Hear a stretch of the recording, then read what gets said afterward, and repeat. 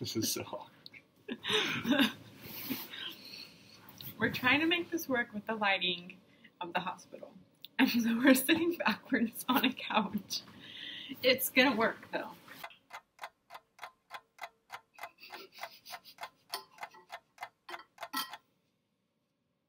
What's up, everyone? We just wanted to take a minute and answer some questions we've been getting on Instagram. A lot of you have been very curious about Zola and her story and kind of what's going on with her.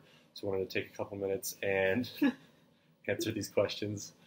This is our third attempt at doing this because the lighting was really weird and the sound was also. So anyway, hopefully this one works. Okay, so the first question we get, I think we should just talk really loud, is what happened to Zola, or what is hypoplastic left heart syndrome? So hypoplastic left heart syndrome is the underdevelopment of the left side of the heart. In utero, around 4 to 6 weeks when she was developing, her heart didn't develop, and the left ventricle specifically is really small, and that is responsible for pumping oxygenated blood throughout the body, which is vital for life, and so that's what she needed to be repaired. So there's 3 surgeries for any kid that has hypoplastic left heart syndrome. The first one's called the Norwood, second one's called the Glen, and the third one is called the Fontan. The first one she had 1 day old, so she was born like on a Wednesday, like technically like right after midnight, and then she had it Thursday morning. She had her first surgery.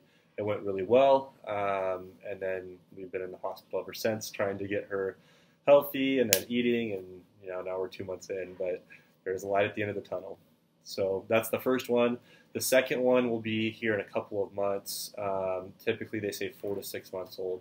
So we're shooting for August for her next surgery if it all works out that way. And then the third one will come when she's 3 years old-ish, depending on her overall health and whatnot. But so it's like basically a 3-part process because the heart obviously is going to grow over those 3 years, and they have to kind of adjust it to make her be able to have the heart work for years and years after that. Yeah, and so another question we get when we talk about the surgeries is this a cure? And the answer is no. It's just basically a long-term temporary fix because these babies used to just die. Unfortunately, there was no medical advancements about 40 years ago, and you were just told there was nothing you can do. And so science right now is progressing steadily, and these surgeries are saving babies' lives. The first generation that was saved are just getting into their 40s. And so as far as we know, once she gets her third surgery, science says that she will be able to last until then, because that's as far as that first generation of children has lived. We're hoping that in the next 40 years, science will advance even further to where there will be more options. And right now they say you last 40 years and you'll need a heart transplant. We're hoping that's not her case. She could need a heart transplant before then, but we're hoping best case scenario, the heart just lasts a long time and that science catches up and there will be more options when she's that age. So just to put it simply, because lots of you ask if she's going to need a heart transplant, the answer is most likely at some point in the future, hopefully not for 40 or 50 years. We want to just throw in a caveat that we feel like we're pretty educated on this, but everything we say is, I don't know, we might not be 100% accurate on our numbers. Some of it might be just optimistic. This is just from our experience. But this is just what we've researched and been told by doctors and learned in our 2 months of medical school here in the hospital. But anyway. And it's really important to know that every heart baby's journey is different. And I don't say that lightly. I would go and talk to other moms about what happened to their baby, and I think, okay, I have a general idea of how it goes. And you don't. You just don't know. And we thought that was so frustrating when we were first in here with her. We asked nurses questions, and it felt like they were dodging questions because half the time their answers, probably more than half the time, their answers were, well, every kid's different, so we'll see. But the longer we've been in here, it's like 100% true that it's like, well, every kid is going to be different. Like averages don't really mean a whole lot with your heart baby. So it's been a tough journey, but we're getting close to the end of this segment of it.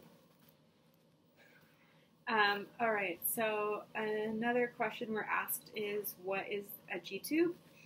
She just got a surgery on Tuesday morning, and that was for a G-tube surgery. And when I first saw it, I thought it looked a little archaic, but it's literally just a hole in the tummy with a tube hanging out, like a little spaghetti noodle. It's like 1.5 feet long. It's crazy. Eventually, in a few weeks, she's going to get a little button that will look a little less ghetto, but right now she just has a little tube hanging out from her tummy that is giving her the food that she needs. We're hoping that our plan is to be really proactive with it, that we always offer her food orally first, and then whatever she doesn't get or isn't able to take by bottle, by mouth, we'll go through her tube. A lot of people ask how long we're going to have it for, which is another one of those answers of it just depends on her. But the doctors have told us that most kids, there's kind of two categories: kids that take food before they get the G-tube and kids that don't. Kids that don't take any food by mouth before they get their G-tube have it a lot longer. It takes them more time to kind of learn that skill. So they have it for years and years and years.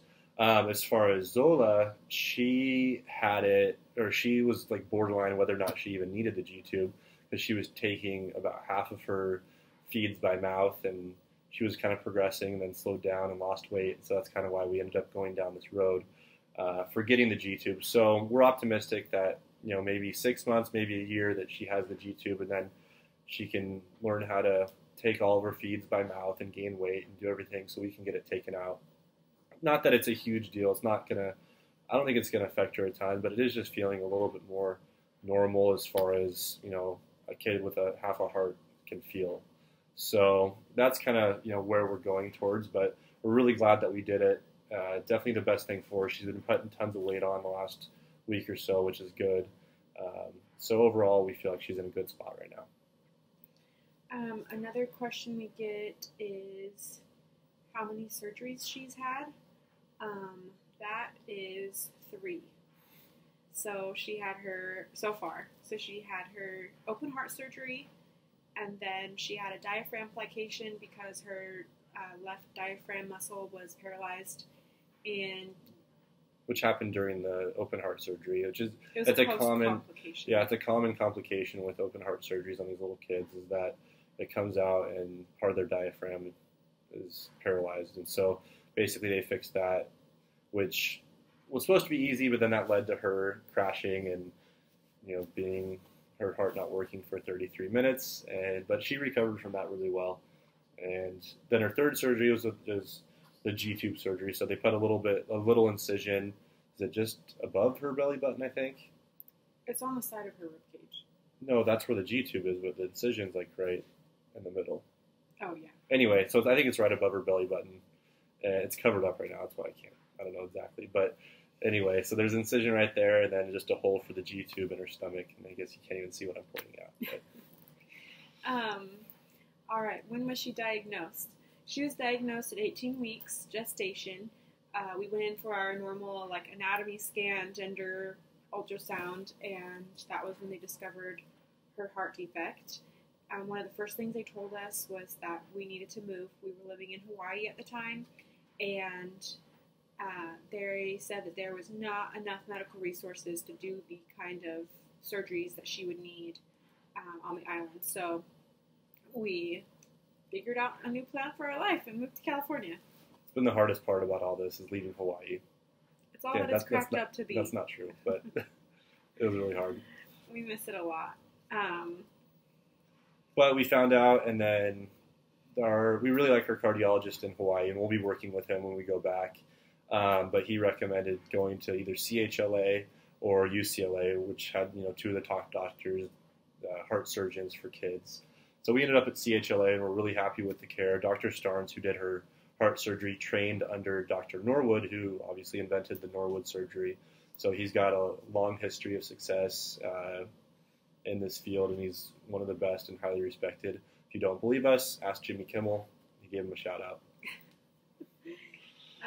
When was she born? She was born April 19th, 2017. I was 39 weeks pregnant and a few days. I was induced. And this is a children's hospital, so they don't do births here. So there's a hospital next door. We can see it out our window, and that's where she was born at, Hollywood Presbyterian Hospital. Another common question we get is to get a Nissen. That is a surgery that's often done along with G-tube surgery for children that suffer from really bad reflux. And she does have reflux. It's really common for these heart babies, but it wasn't bad enough for a Nissen, which I'm grateful for because it's a surgery that basically takes the stomach and wraps it around the esophagus so you can't throw up or that reflux doesn't come up. And so, which is crazy. I mean, for those kids that need it, I know it helps a lot, but we just wanted to avoid another surgery, so I'm glad she didn't need it. Side note, it's a minor miracle that we've recorded this whole video and nobody's come in because typically everybody comes into our room like every 5 or 10 minutes. It's so fun. Anyway, and the last question that we're going to answer today, and Jeff's favorite question of all, is how was Zola named? Wasn't after Grey's Anatomy, which is a common question, an understandable question. We know that there's a girl named Zola in Grey's Anatomy. No, that wasn't our, we're not naming our kids after Grey's Anatomy. Our older daughter, her name is Grey, like the color. We have Grey and we have Zola, and it was a fluke that it matches up with the show. It was almost a deal breaker for me. Actually, it was at first because I really liked the name, but I hated that it would be a correlation when I found out. So we went back and forth, and we didn't have a name for a long, long time, and we were like a week away from having her. And eventually, I was like, all right, that's the best name. And now that we've had her, it totally was the right name, and I'm grateful that we did it. And Gray I found online, and he didn't like it until we found out we were pregnant, and then he was like, okay, let's just do Gray. And they both suit our girls really well, so Gray and Zola, not Grey's Anatomy.